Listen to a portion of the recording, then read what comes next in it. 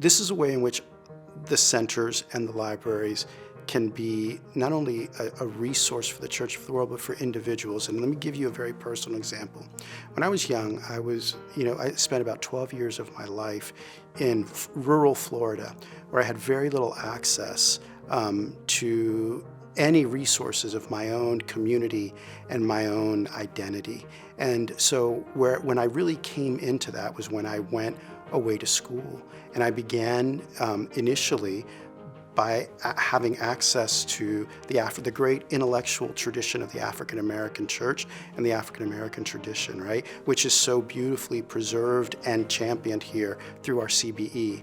But what that did was it gave me an avenue ultimately to begin to reflect on my own identity and my own community until the time came when I actually had access to those resources. But prior to that, when I didn't, it was a lifeline for me.